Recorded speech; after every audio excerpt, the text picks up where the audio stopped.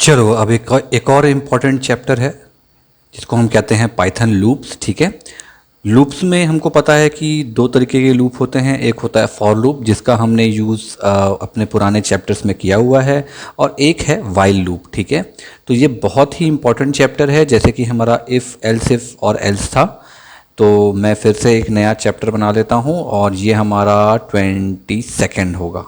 22 _ इसको कर देता हूँ पाइथन फॉर वाइल लूप, ऐसे कर देता हूँ। ठीक है, देखो दो तरीके के प्रिमिटिव लूप्स होते हैं। ठीक है, मैं यहाँ लिख भी देता हूँ, Python has two PRIMITIVE primitive loops. Okay, कौन कौन से होते हैं? पहला होता है हमारा वाइल, ठीक है, और दूसरा जो हम सब ने अभी देखा हुआ है फॉर। ठीक है, तो बेसिकली वाइल लूप के बारे में मैंने आपको अभी तक टच नहीं किया, तो सबसे पहले मैं आपको बताता हूँ कि वाइल लूप की बेसिक वर्किंग जो होती है वो क्या होती है, क्योंकि फॉर हमने देखा हुआ है लेकिन फिर भी हम फॉर को प्रॉपरली समझेंगे। ठीक है, तो देखो सबसे पहले मैं लेता हूँ द वाइल लूप। एक काम करता हूँ, इस टर्मिनल को ना बंद कर देता हूँ, ठीक है, ताकि ये नए तरीके से एग्जीक्यूट हो जाए। अब ऐसा समझो, आई एक वेरिएबल मैंने लिया। अब मैंने आई क्यों लिया? लूप में देखना आप हमेशा आई का यूज़ करते हैं। इसका रीज़न ये है कि नॉर्मली एक्स और वाई, ए बी सी, ये सब कहीं ना कहीं डिनोट होते ही होते हैं। आप कहीं ना कहीं इनको डिनोट करोगे ही करोगे। आई एक ऐसा कीवर्ड है जिसको पर्टिकुलरली हम देखना बचपन से पढ़ते आ रहे हैं। आई का इस्तेमाल हम इंक्रीमेंटेशन के लिए, लूपिंग के लिए, हमने C++ में भी यही किया हुआ है। तो आप इसको इस तरह से लो कि आई का यूज़ मुझे प्रॉपरली लूप में करना है, सिंपल। कोई साइंटिफिक रीज़न मत सोचो, कोई लॉजिकल रीज़न मत सोचो, कोई भी स्टेटमेंट मत दो। सिंपल ये लो कि जहाँ पर आई लूपिंग की बात हो रही है, मुझे वहाँ पे आई वेरिएबल का यूज़ करना है। मैंने दे दिया एक आई = 1। ठीक है, आई की वैल्यू मैंने 1 कर दी। अब मैं क्या करने वाला हूँ, 1 to 5 तक प्रिंट करने वाला हूँ स्टेप बाय स्टेप। तो मुझे क्या करना पड़ेगा, while I is less than 6। ठीक है, मैं क्या बोल रहा हूं, आई को बोल रहा हूं कि आई कब तक काम करेगा, जब तक लेस देन 6 नहीं होता। और आई की वैल्यू कितनी है? आई की वैल्यू 1 है। अब मैंने यहाँ पे एक कंडीशन दे दी और मैंने इंडेंटेशन का यूज़ किया और मैंने बोला एक काम कर दो, अब आप प्रिंट कर दो आई को। ठीक है, मैंने आई को एक वैल्यू दे दी और बोला आई कब तक काम करेगा, इंक्रीमेंटेशन कब तक काम करेगा, जब तक आई की वैल्यू लेस देन 6 नहीं होती, मतलब 5। क्लियर? अब मैं यहाँ पर इसको एक फॉर्मूला देता हूँ कि आई प्लस इज इक्वल टू 1, मतलब मैंने इसको एक इंक्रीमेंटेशन दे दिया। ठीक है, मैंने इंक्रीमेंटेशन दे दिया। अब इसको प्रॉपरली मैं आपको स्टेप बाय स्टेप समझाता हूँ। आई की वैल्यू 1 हो गई, ठीक है, while I is greater than 6। तो आप ये ले लो, आई यहाँ हो गया, मतलब 1 की वैल्यू यहाँ पे आ गई। 1 एज इट इज़ प्रिंट हो गया क्योंकि ये कंडीशन अभी ट्रू है, 1 प्रिंट हो गया। अब ये लूप फिर वापस आई में गया, आई की वैल्यू 1, 1 + 1 2 हो गया, आई की वैल्यू 2 हो गई, 2 is less than 6। Okay, true है, यहाँ 2 प्रिंट हो गया, मतलब पहली बार 1 हुआ, फिर 2 हुआ, फिर सेम प्रोसेस चलेगा, 3 4 5 तक चलेगा।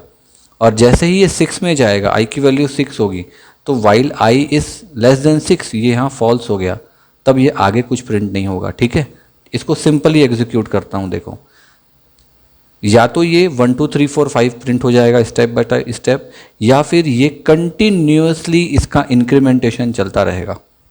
देखो यहाँ पे 1 2 3 4 5 ये प्रिंट हो गया है ना। अब अगर मैं यहाँ पे इंक्रीमेंटेशन ना दूं तो क्या होगा? इंक्रीमेंटेशन अगर मैं नहीं दूंगा तो ये कंटिन्यू होता रहता है, ये unlimited limited number of time continue होता रहेगा। वो भी मैं आपको बताऊंगा कि कैसे, मैं किस चीज़ की बात कर रहा हूँ। ठीक है, एक चीज़ का हमेशा ध्यान रखिएगा, वाइल लूप में ना आपको प्रॉपरली एक रिलेवेंट वैल्यू, जो वेरिएबल्स होते हैं ना, वो आपको रेडी रखने ही पड़ेंगे। ठीक है, अदरवाइज क्या होगा कि जो वेरिएबल का परफॉर्मेंस होगा वो किसी और डायरेक्शन में चला जाएगा। मतलब ये जो वेरिएबल होता है ना आई वेरिएबल को हमेशा आपको एक रिलेवेंट वैल्यू देनी पड़ेगी, और ये वैल्यू हमेशा आप 0 या 1 से ही शुरू करेंगे। रीज़न ये है कि जब हम किसी भी चीज़ को काउंट करते हैं ना स्टेप बाय स्टेप, तो देखो आप कभी भी उसको बीच से काउंट नहीं करोगे, या लास्ट या फिर सेकंड लास्ट या कोई पर्टिकुलरली मिडिल स्टेटमेंट से आप काउंट नहीं करोगे। आप जो भी चेकिंग होती है, हमेशा हम किसी भी चीज़ की चेकिंग स्टार्टिंग से ही करते हैं ना, तो आप समझो ये स्टार्टिंग है, तो या तो यहाँ 0 हो जाएगा या यहाँ पे 1 हो जाएगा, तो इसको हम रिलेवेंसी कहते हैं। तो इसको हमेशा आप ध्यान रखिएगा, यहाँ पे 0 और 1 के अलावा अगर कोई भी वैल्यू आप देते हो तो आपको कंडीशन बहुत सही ढंग से फॉलो करनी पड़ेगी, अदरवाइज़ आपको प्रॉपर रिजल्ट जो है वो नहीं मिलेगा। ठीक है, अब इसमें एक और स्टेटमेंट होता है जिसको हम कहते हैं ब्रेक। मैं यहाँ दिखता हूँ द ब्रेक स्टेटमेंट। ठीक है, ब्रेक स्टेटमेंट बेसिकली क्या होता है? ब्रेक स्टेटमेंट किसी भी लूप को स्टॉप कर देगा एक पर्टिकुलरली कंडीशन पे, या फिर एक ऐसी कंडीशन जहाँ पर वाइल की जो कंडीशन होती है वो ट्रू होती है। ठीक है, देखो इसको एक एग्जांपल से देखते हैं। मान लो मैंने आई की वैल्यू फिर ले ली 1। ओके, अब मैंने इसको बोला कि while I is less than 6। ठीक, आप समझ गए, while I is less than 6, तब ये इंडेंटेशन में क्या प्रिंट कर दे? ये प्रिंट कर दे सीधे सीधे आई।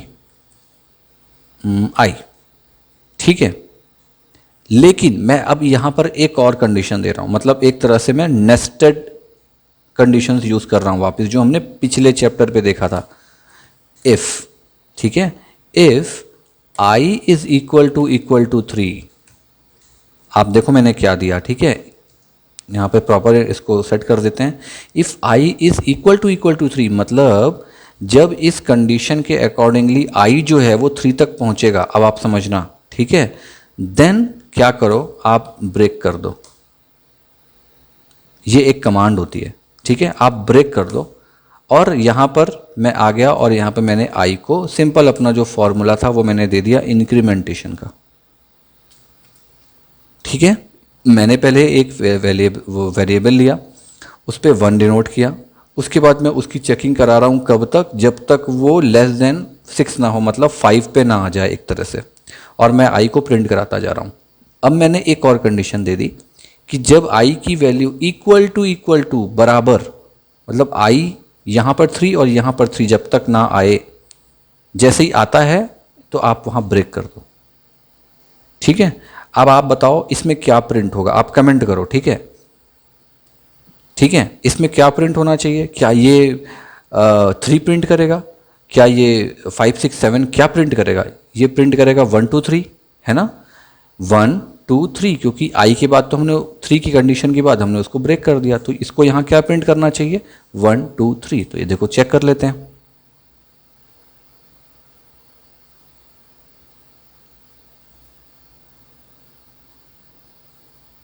देखो 1 2 3 इसने प्रिंट किया, मतलब हमने एक कंडीशन के अंदर एक और कंडीशन दी और उस कंडीशन में हमने इसको ब्रेक किया है।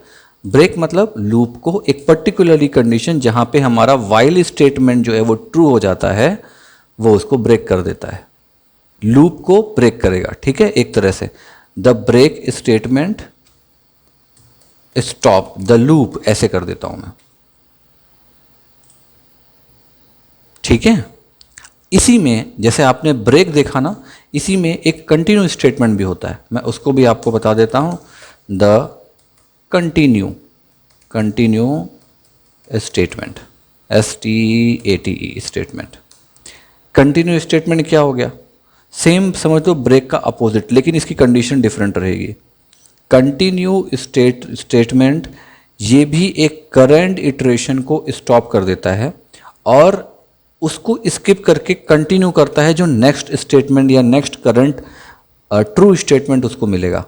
ठीक है, मैं इसका भी एग्जांपल लेता हूँ तो और आपको क्लियर हो जाएगा। ठीक है, तो मान लो मैंने आई को इस बार ले लिया 0।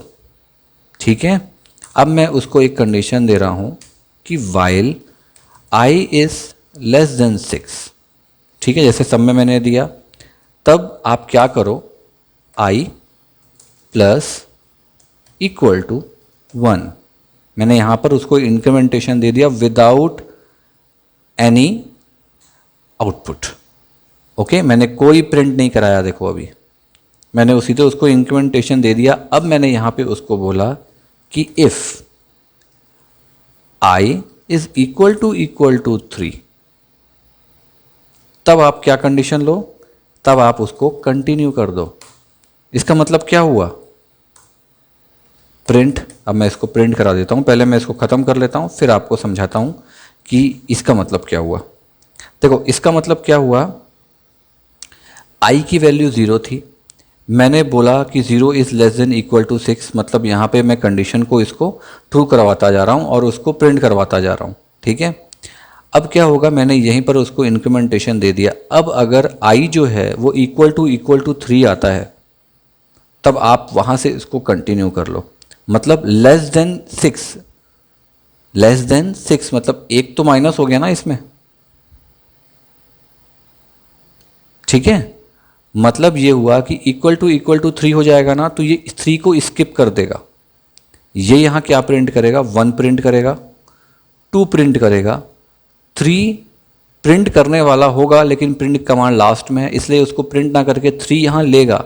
लेकिन जब ये देखेगा ना कि 3 जो है वो इक्वल टू एक और कंडीशन है, जैसे ही यहाँ 3 आया एक और कंडीशन, लेकिन वहाँ लिखा हुआ है कंटिन्यू, मतलब ये 3 को स्किप कर देगा। और स्किप करके फिर यहाँ से 3 को स्किप करके वापस 4, 5, 6। ठीक है, क्योंकि 0 है मतलब ये 6 तक उसको प्रिंट करेगा, मतलब 1, 2, 3 स्किप कर देगा, 4, 5 और 6 प्रिंट करेगा। एक बार रन करके देख लेते हैं।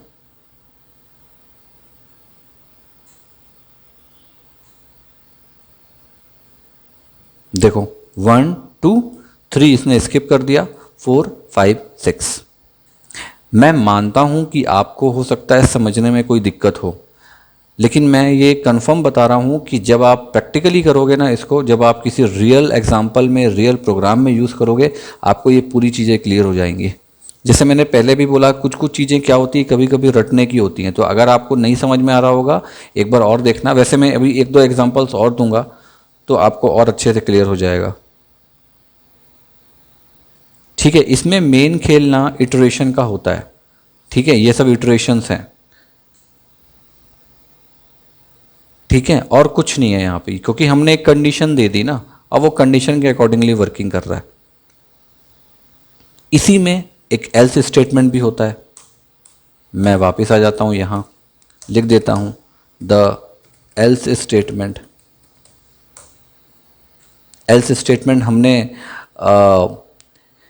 इफ़ वाली कंडीशन में देखा है, इफ़ एल्स जो हमने यूज़ किया है। एल्स मतलब क्या हो गया, एक ब्लॉक ऑफ कोड को रन करेगा जब कोई भी कोड एग्जीक्यूट ना हो। सिंपल सी बात है, मतलब कोई भी जब ट्रू नहीं होता है तो आखिरी में जो बचा कुचा रहता है उसको, उस फंक्शन को वो एग्जीक्यूट कर देता है। ठीक है, तो हम क्या करते हैं, एक एग्जांपल लेते हैं और उसमें कुछ करेंगे, और अगर एल्स पे हम डाल देंगे कि एक स्ट्रिंग डाल देंगे, एक प्रिंट कमांड दे देंगे और उस पर कुछ लिख देंगे जैसे हम पहले लिखते आए हैं। ठीक है, तो देखो मैं फिर एक आई ले लेता हूँ, i is equal to 1। Okay, अब इसको फिर दे देता हूँ वाइल, कि while i is less than 6। तब आप क्या करो, तब सिंपल प्रिंट करते जाओ। किसको प्रिंट करते जाओ, i को प्रिंट करते जाओ। ठीक है, अब यहाँ पे मैं इसे मैं एग्जांपल दे देता हूँ, मतलब अपना formula i plus equal to 1, plus करते जाओ। अब अगर ये नहीं होता तब आप क्या करो, आप इंडेंटेशन का ध्यान रखना ना। अभी हम यहाँ पे एल्स दे रहे हैं, तो देखो एल्स किसके नीचे आएगा, y के नीचे, तो आप यहाँ बैक करोगे। इस चीज़ का हमेशा आप ध्यान रखिएगा, ये जब आप प्रैक्टिस करते रहोगे ना तो ये आता जाएगा। अब मैं फिर यहाँ कंडीशन दे रहा हूँ कि अब प्रिंट कर दो। किसको प्रिंट कर दो, एक स्ट्रिंग प्रिंट करवा देते हैं कि एल्स में क्या प्रिंट होना चाहिए। एल्स में होना चाहिए i is no longer less than 6। ठीक है, क्लियर। तो इस कंडीशन में आपको क्या समझ में आएगा,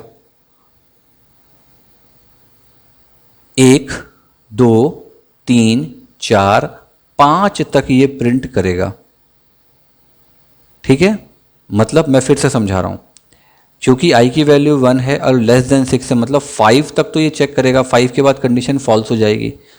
ठीक है, लेकिन फॉल्स वाली कंडीशन में क्या करना है उसको, फॉल्स वाली कंडीशन में वो यहाँ पे क्योंकि ट्रू नहीं हुआ, यहाँ पे ट्रू नहीं हुआ क्योंकि हमने प्लस इज इक्वल टू दिया हुआ है ना, तो ट्रू नहीं हुआ तो वो क्या करेगा, एल्स प्रिंट कर देगा। मतलब ये 1 2 3 4 5 तक प्रिंट करेगा जैसे इसने पहले वाले स्टेटमेंट में किया था, 5 तक प्रिंट ज़रूर करेगा। यहाँ पे ये देखो 5 तक प्रिंट करेगा, लेकिन यहाँ पे हमने एल्स नहीं दिया था ना, अब यहाँ पे हमने बोला एल्स, तो 1 2 3 4 5 प्रिंट करेगा। उसके बाद छठवें के लिए क्योंकि यहाँ पे कुछ उसको मिला नहीं ट्रू, तो सीधे एल्स में जाएगा और प्रिंट कर देगा i is no longer less than 6, मतलब 1 2 3 4 5, फिर छठवें में हमारे पास ये स्ट्रिंग पास हो जाएगी। ठीक है, इसको देखो एग्जीक्यूट करते हैं।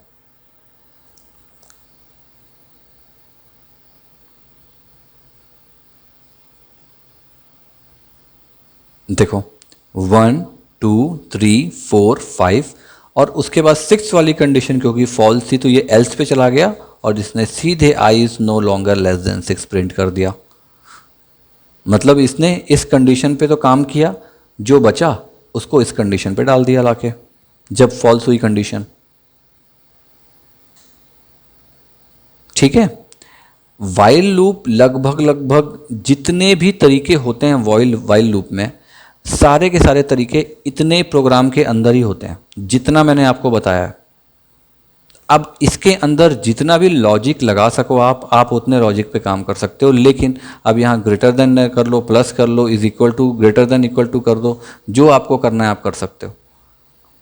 लेकिन इससे ज़्यादा वाइल में कुछ नहीं होता, आप ये मान लो, इतना छोटी सी चीज़ होती है और बहुत ईजी है, कोई प्रॉब्लम नहीं होने वाली। लोग बहुत डरते हैं, मैंने देखा है कंडीशनल स्टेटमेंट पे बहुत डरते हैं लोग, कह रहे यार कंडीशंस हैं यहाँ पर, अब कैसे करेंगे, लॉजिक लगाना है, फॉर्मूला बनाने हैं। कुछ नहीं होता, सब हो जाएगा।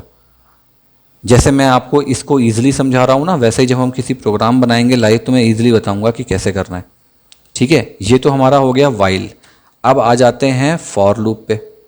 ठीक है, तो मैं एक काम करता हूँ, फॉर लूप के लिए एक नया चैप्टर बनाता हूँ।